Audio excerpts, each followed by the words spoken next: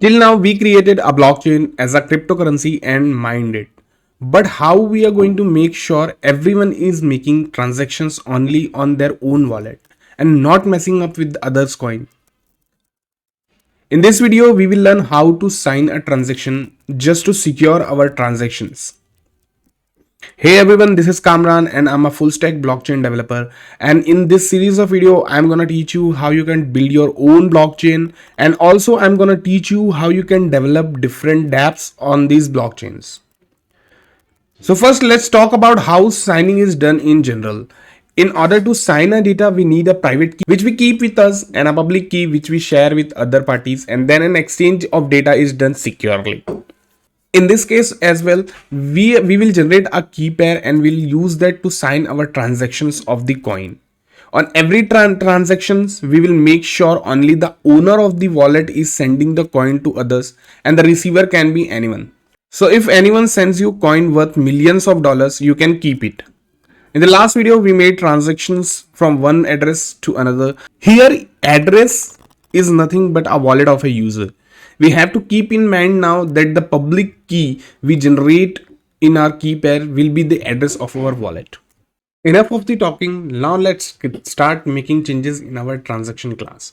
So first thing which we are going to add in our transaction class is the signature. So let's add a property name as signature over here, and if by default it will be null.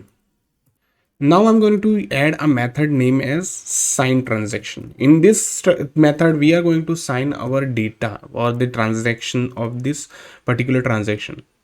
In order to sign the transaction, we will need the key pair of the owner of the wallet. So key pair will be required as a parameter. And now we have to keep in mind that we don't have to sign the whole data. Instead of signing the whole data, we can simply sign the hash of the data. So we can use a method of create hash which we used in the block class in our transaction class. So I will copy paste that method, and inside this I'm going to change the data. So instead of using these data, I'm going to use the transaction class property. So I have to update all this. So this will be this dot sender address, and this will be receiver address, and this will be amount. And I can remove these two just to avoid the duplicate transactions. What we can do, we can add another property which will be the timestamp, which will be new every time a new transaction will be created. So that will be date now, and this timestamp also we can pass in the generating hacks. Now we can create a new hash using this method. So constant hash is equals to this dot create hash, and in just we have to call this. Once we have this hash, we can sign this hash data and save it in our signature. So first let's create a variable name as sig, into which we am going to sign our hash using our key pair. So key pair dot sign, and inside this we have to pass our hash and the format into which we want to generate a sign. So that will be base 64. Once we have this signature, we are going to update our property signature with this in some special format which is known as 2DER, and this will get into hex value. Now our signature property is updated with the hash which is signed by our key pair. So in this method, we have to make sure whenever we are signing this transaction, the transactions from address should always be the owner's address. So in order to do that, first we have to get the public key and compare that with the from address of this transaction. So how we can get that? Keypair dot public, and inside we have to pass the format into which we want to get the public key. We will say hex, and now if that is not equals to our from address, then we have to simply throw an error. So here I'm going to throw an error. You can't sign this transaction. Now we have this method into which we can sign our transaction. This will make sure all the transaction we are creating is signed by the key pair of the generator. Now we have to create a new method which will just check whether the transaction is valid or not. So let's create that is valid transaction. So this will make sure whether all the transactions are signed by the owner. So what will the definition of a valid transaction? So for that, we are just simply going to verify the signature of this particular transaction. And how to do that? So first we have to get the key pair. And to create a key pair from the public key, we will need a npm package known as elliptical. So let's import that first. We are going to install this method as well, but let's first import this, naming it as elliptic, and we will require it from the elliptical package, and we have to extend it with .ec, and this will import our elliptic package. And to create a public and private key, we are going to use a particular method inside this package. So we are going to say const ec equals to, we are going to instantiate a new method of elliptical, and inside this we have to pass the type of key pair we want to generate. In this tutorial we are going to use sec256k1.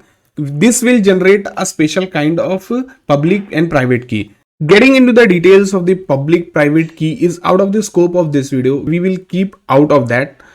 We will just use this EC to verify our key pair, and we are going to create a key from public key. So I'm going to use key from public. So here I'm going to pass our sender's address, which is the public key and remember to pass hex every time you are going to call any method, just to make sure all the conversion we are doing here over here is done in hex. And from this key pair, we just have to return keypair.verify. As we are using the hash of the data to sign the transaction, we are simply going to again pass the hash of the data of this transaction. So which will be this dot create hash.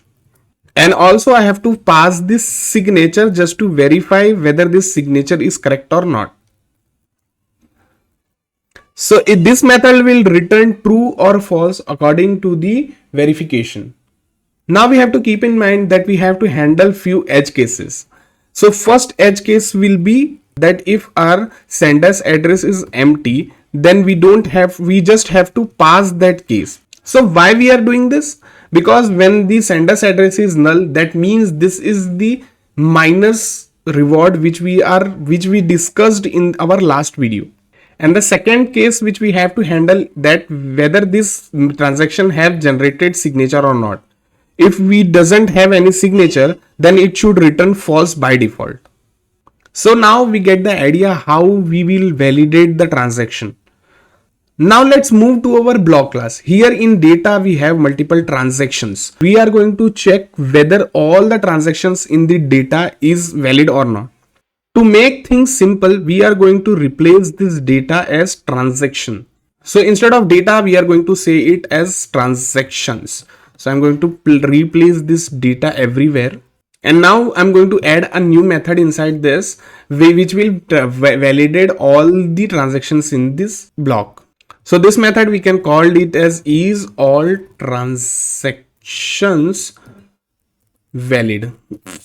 And inside this method of what I'm going to do, I'm just going to loop over all the transactions, call the is valid method of all the transactions. So for that, I can use a for loop, and in that I'm going to pass the transactions, this dot transactions. This method should always return true for all the transactions. And if it is not returning true, I have to return false from this method. I can remove this bracket because this is just a one-liner for loop. And at the end, if it iterates through all the transactions, we have to just return true from here. Now using this method, we can validate whether all the transactions in this particular block is valid or not. Now, in order to validate the whole blockchain, I already have this method in which I'm checking two conditions. I have to add a new condition over here. So which will say if the block dot is all transactions is returning true for all the blocks, then we have to return true else false. So I have to return false if this is negative. Now, before testing the whole script, we have to make sure that whenever we are creating a new transaction, we are just checking whether it is valid or not. So here, before adding the transaction into a pending transactions array, we have to just make sure the transaction is valid. So for that, we are going to call is valid transaction, that method, and that will return true. Then only we have to move forward, else we have to throw an error. So here we are going to throw an error which will say your transaction is not valid, and we have to put a negative sign over here. So whenever the transaction is valid, then only it can be pushed to the pending transaction array.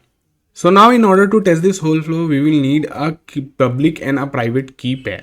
So for that, I'm going to create a new script from in which we am going to generate my key pair. So this file I'm going to save as key generator.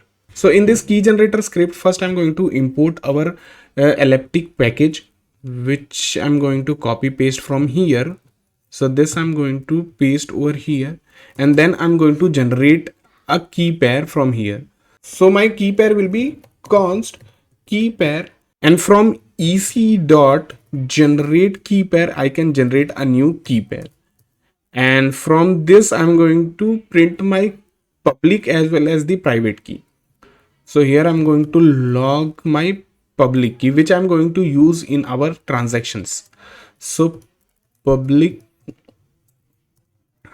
key, and here I'm going to pass key pair dot get public. Get public. So this will return my public key. We want our public key in hex format. So we are going to define that over here, get public in hex format. So I got the public key. I also want a private key.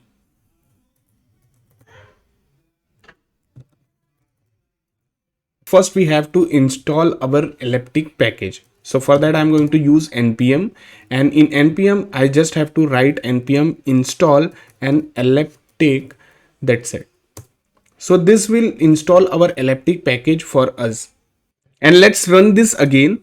And here I will get my public and a private key, which I am going to copy and store in my project. So I'm going to create a new file and going to store these keys. This key I will be using to sign my transactions. So here, whenever I'm going to create a new transaction, I'm going to sign that transaction with my key pair.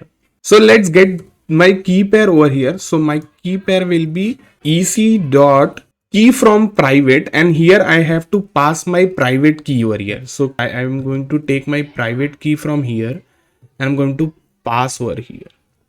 So you have to remember this private key, you have to keep it with you, never share this directly with anyone, and we have to generate a key pair from out of it, and then we have to share that key pair. And from this key pair, we have to get our wallet address, which will be the public key. So I am going to say this my wallet address is equals to key pair, and from key pair we are going to get the public address. So public, and this should be we have to remember that we have to keep it as a hex. So from now on, whenever I'm going to pass my address, we have to pass this wallet address instead of sending a random address. So let's remove these two transactions from here and create a new transaction, which will be transaction is equals to new transaction. In the transaction, we have to pass the sender's address, which will be my own address, and our receiver address, which we can keep it as our address for now, which is the receiver's address, and an amount of coin which we want to send to this address. So let's say we are going to send 40 coins to this address, and in order to send some 40 coins we should have some coin. And how we are going to earn some coin? By mining the pending transactions. So for that we are going to mine the block. Before mining we just have to sign the transaction. So let's do that. So transaction dot sign transaction, and inside this we have to pass our key pair.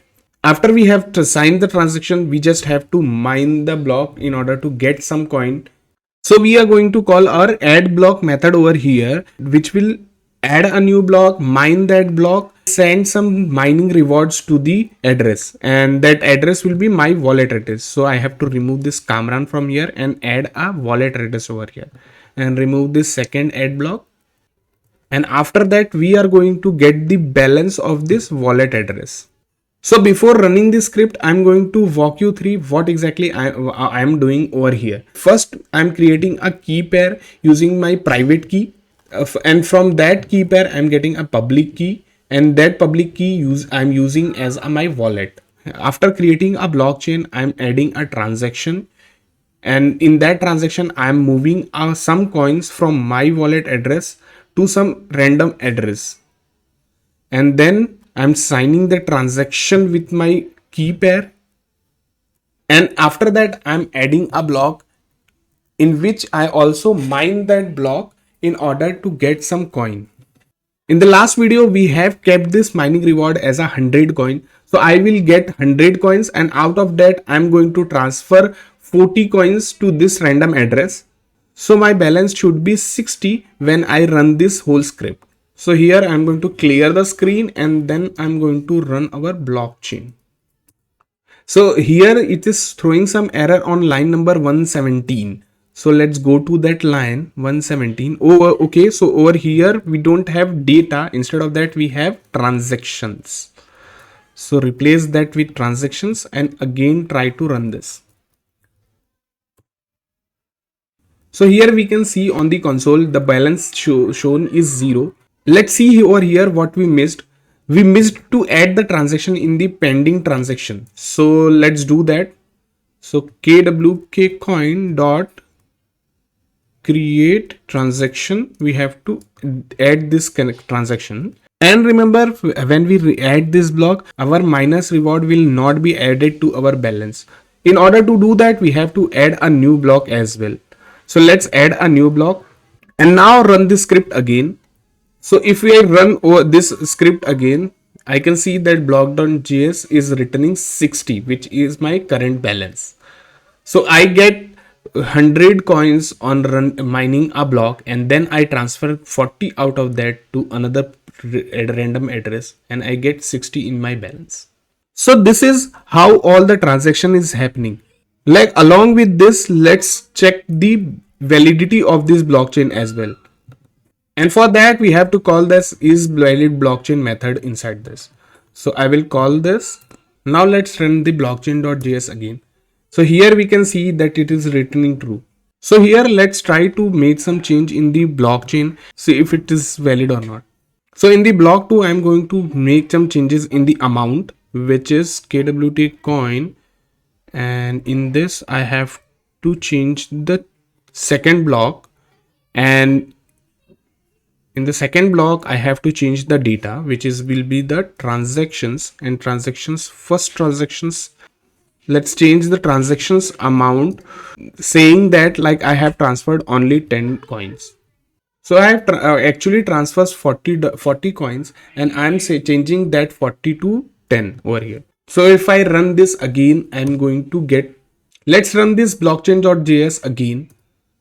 So you can see here this method is returning false. So in this way, we are going to make sure all the transactions are done by its owner only, and none of the data on the blockchain is ever changed.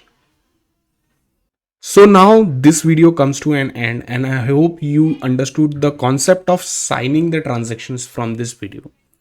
I will request you create the whole blockchain which we have created till now on your own, and practice as much as you can to understand the concepts of blockchain.